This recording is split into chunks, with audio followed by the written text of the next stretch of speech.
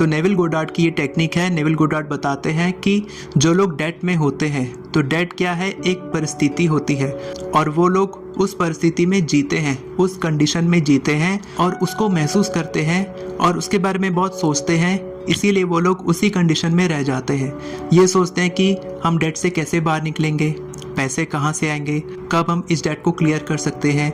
तो जितना वो लोग परेशान होते हैं, जितना वो लोग ओवर थिंकिंग करते हैं, उतना ही और डेट में चले जाते हैं, उतने ही और कर्ज को वो लोग आकर्षित करते हैं। हम अपने कॉन्शियस माइंड से, यानी कि हम अपने चेतन मन से नहीं सोच सकते कि हम डेट से बाहर कैसे निकल सकते हैं, कर्ज से बाहर कैसे निकल सकते हैं। तो नेविल गोडार्ड अपने एक स्टूडेंट के बारे में बताते हैं जो बहुत ही कर्ज में था, इतने कर्ज में था कि दिन भर उसको कॉल आते थे कर्जदारों के कि हमारे पैसे वापस करो, और वो कॉल उठाता नहीं था, बहुत परेशान था।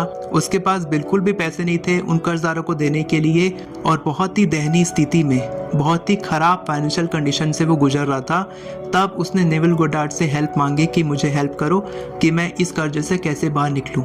तो नेविल गोडार्ड उनसे बस एक ही बात कहते हैं जो आपको भी करनी है, कि ऐसे स्टेट को महसूस करो जब आप डेट फ्री हो चुके हो, ऐसे स्टेट में रहो जहां पर आप कर्ज से मुक्त हो चुके हो।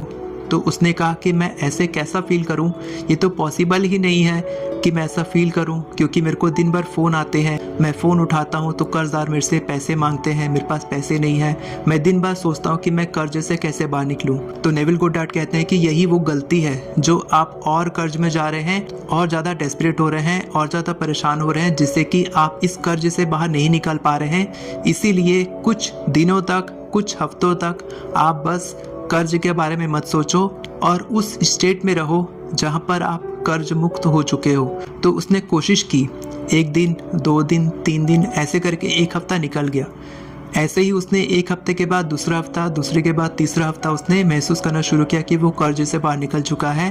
कर्जदारों के फ़ोन वो नहीं उठाता था, बिल्कुल भी सोचता नहीं था, परेशान नहीं होता था, और ये सोचना बंद कर दिया कि कर्ज से कैसे बाहर निकलूं, और बस उस स्टेट में रहने लगा जहाँ पर वो खुश रहने लगा, कर्ज से मुक्त हो चुका है वैसा फील करने लगा।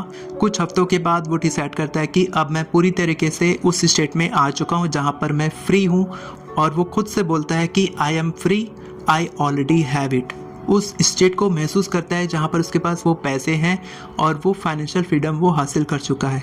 उसके बाद कुछ हफ्तों के बाद वो फ़ोन उठाना शुरू करता है, और जैसे ही वो फ़ोन उठाता है कर्जदारों का, उसको पता चलता है कि उसका सारा कर्ज माफ़ हो चुका है, वो पूरी तरीके से डेट फ्री हो चुका है। जो स्टेट वो फील कर रहा था, वो स्टेट सच में वो मैनिफेस्ट कर चुका है।